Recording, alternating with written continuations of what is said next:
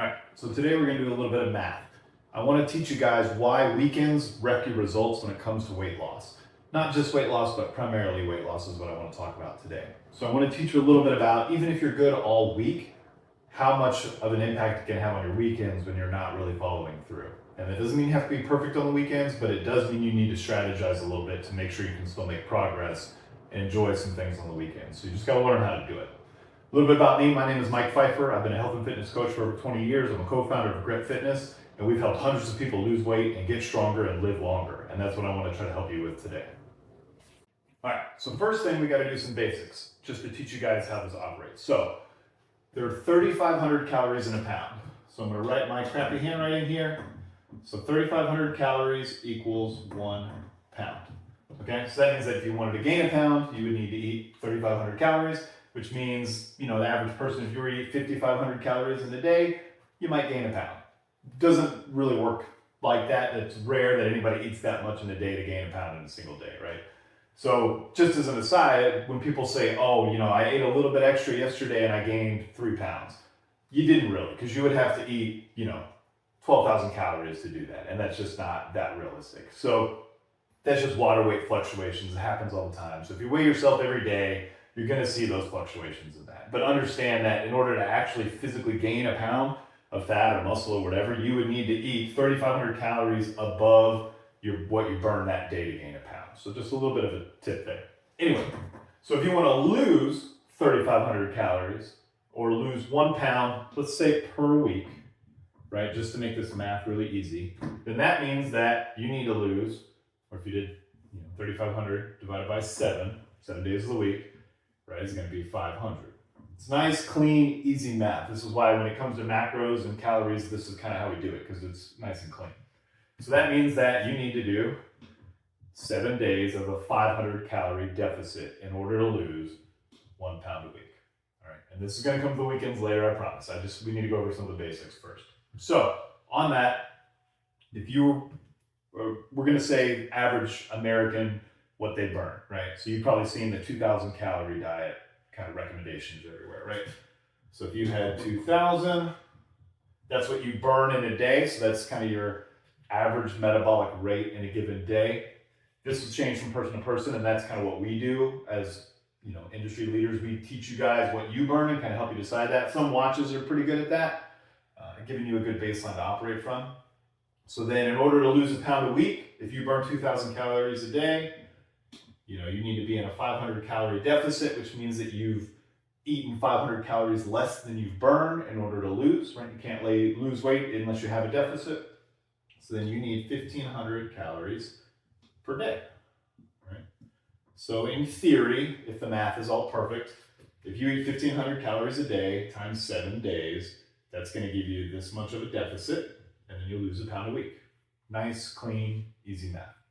So the max that someone can lose, I don't know if safely is the right word, but without really dipping into muscle mass, which is really bad, you don't want to lose muscle mass as a result of being in a deficit, is about 2 pounds a week. For long-term sustainable results that's going to keep your metabolism healthy, this is a little bit of better range. Unless your body fat is really, really high, then you can make that a little more extreme. But for the general public, the 1 pound per week is a nice steady rate that's not going to screw up your hormones or screw up your metabolism anyway. So that's kind of what I'm focusing on here. Right? So you need 1,500 calories a day for 7 days to lose a pound a week. So let me kind of show you what that looks like on the weekends. So let's say you did it for 5 days. Hopefully you can see me in the camera. So you did 500 times 5, right? 5, 10, 15, 20, 25. So that's 2,500 calories. This is Monday through Friday. So you were great all week. You did exactly what you needed to do. You stuck to your 1,500 calories a day per week. Now you're at 2,500 calories of deficit, right? That's your deficit you've created for the week. So, 3/4 of a pound. So you've lost roughly a 3/4 of a pound that week. Okay. Now it's Saturday. All right. And I'm going to have to clear this. My fun action shots that I like to put in here, because I'm going to need to show you a little bit more math to illustrate my point here. I'm going to need a bigger whiteboard.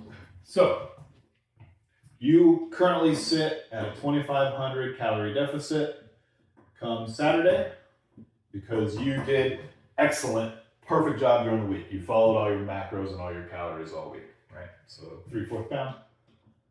But now it's Saturday, and you're like, you know what?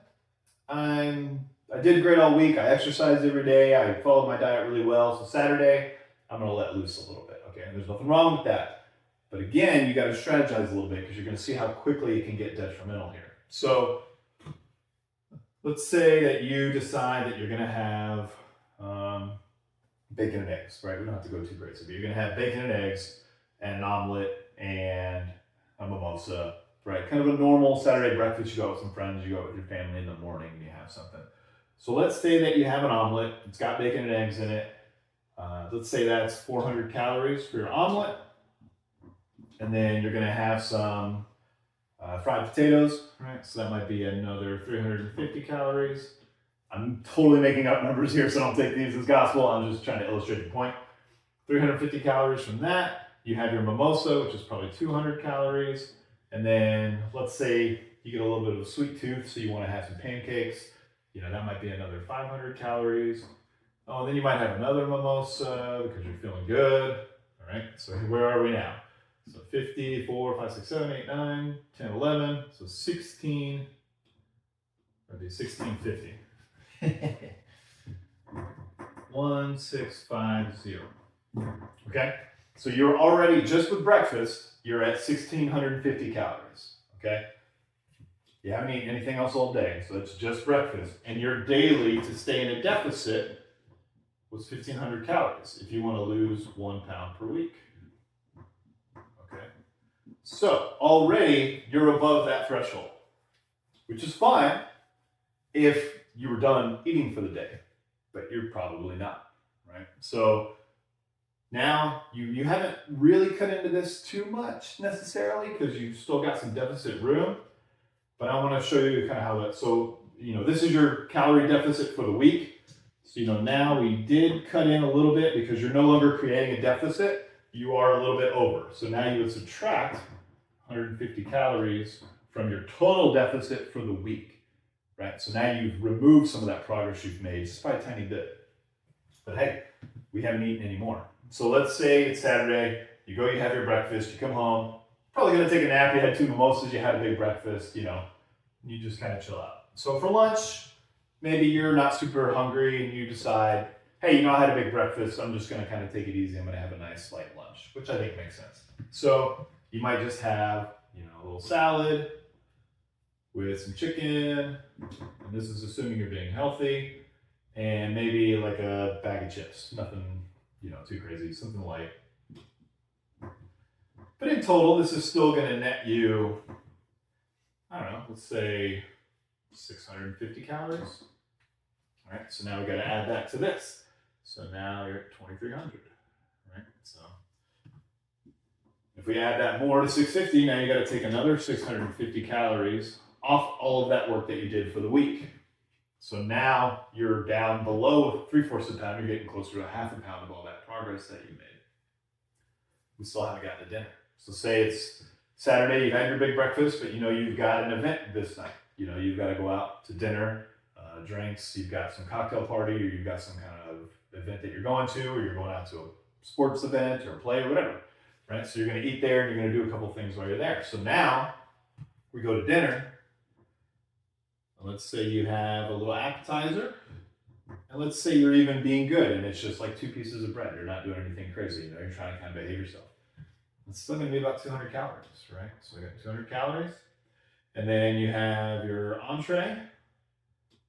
And unless you're being exceptionally healthy, it's going to be at least 400 calories. And I think it's probably safer if you're eating out, no matter where you're going, to say 600 to 700 calories. So I'm even going to play this one conservatively.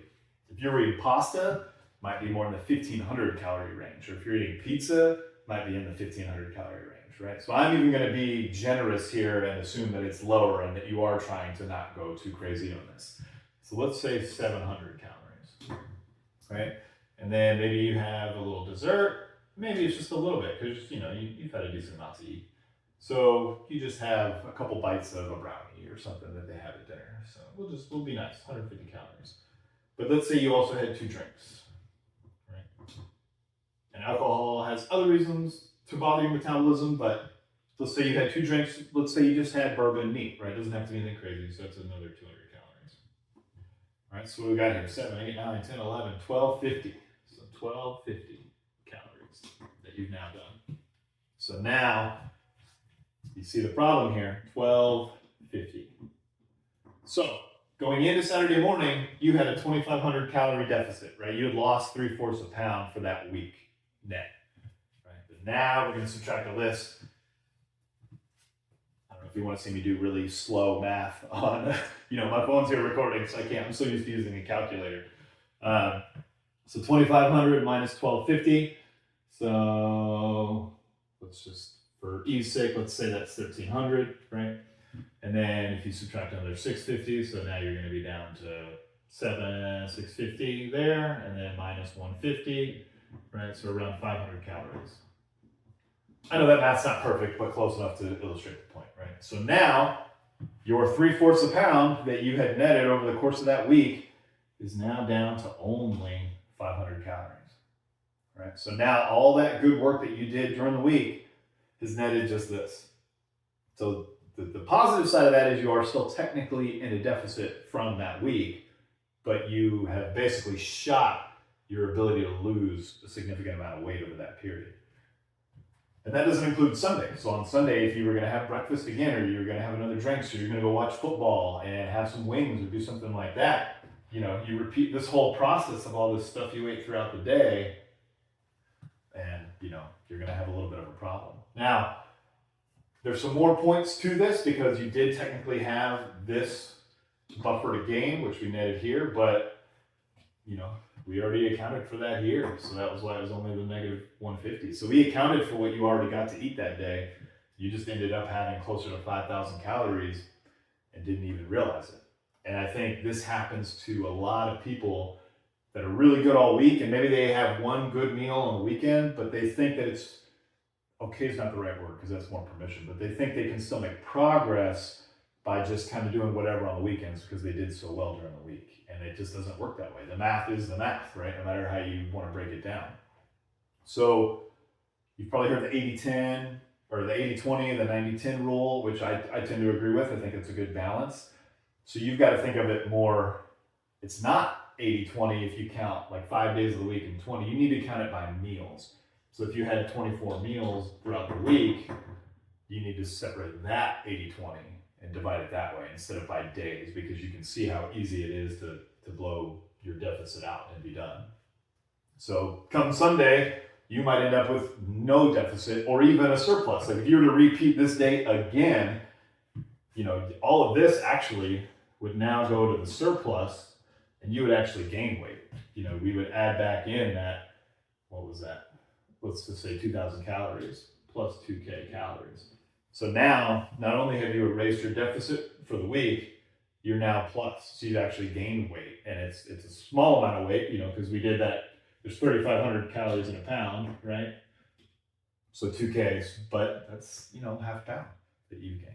So I'm not trying to berate people with this, but I'm trying to teach you that you really can undo the majority of your progress during the week by a bad weekend. And I think if you were to look back on your results based on that, and you are doing really good during the week, but you're not really moving the needle right in your progress, and you're trying to lose weight, this is most likely the reason why, because you're not calculating it in on the weekends, and you're not considering that to the degree that you need to.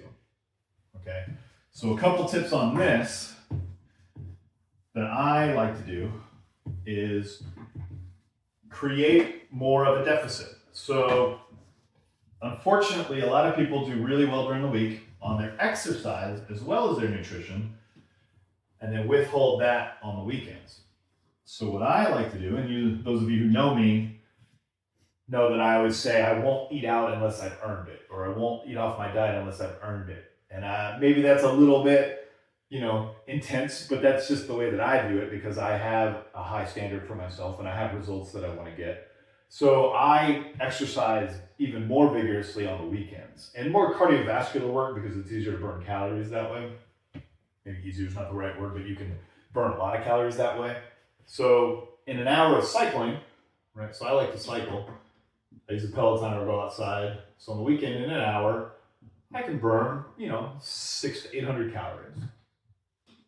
So now, on the weekend, I had that 1500 that I was getting to try to lose weight, but now I can add, we'll just say 700 to keep it clean, and I can have 2200 calories that day before I start carving into the deficit that I've created and my weight loss that I've created throughout the week. So weekends, you need to work out even more if you do plan to go out and eat something off diet or high calories or cumulatively into high calories.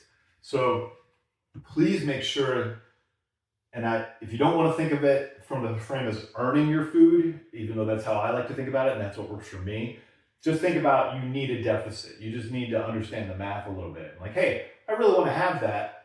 I can have that. I have to plan for it. So I need to do a little exercise to create the deficit to get that. And then the other big tip that and I'll probably do a full video on this because this is very valuable to most of the people that I've worked with, is save your heaviest calories for those meals and then focus on that one meal and get all your protein and vegetables in your other meals. So for example, let's say you're gonna have a pasta dinner, right? Like I said before, these can be really heavy. I love pasta, so I'm not trying to bemoan pasta by any means. But that pasta itself might be 1500 calories, right? And then you might have 2 drinks, which is gonna be another 200 to 400 calories. And then you might have some bread, which is gonna be another 300 calories, all right? So we've got let's just say 2200 calorie meal here for dinner. So you get this, but we did this, so now you got 2200 that we've created by doing an hour of cardio, that morning. And now we know this, we're at least breaking even for that meal and that day. And then here you're gonna get fat and carbs. This is gonna be carbs. Alcohol I can take from the carb budget when I do nutrition for people, just because it's the easiest thing to take it away from. But if you notice here, you're only gonna have a little bit of protein and you're not gonna get your protein number for that. So the best thing to do the rest of the day, so let's say it's Saturday morning, you're going to dinner, you're gonna have pasta and you're gonna do all this at night. That morning, protein and veggies is all you have. So you're saving all your dense calories, your carbs and your fats for dinner.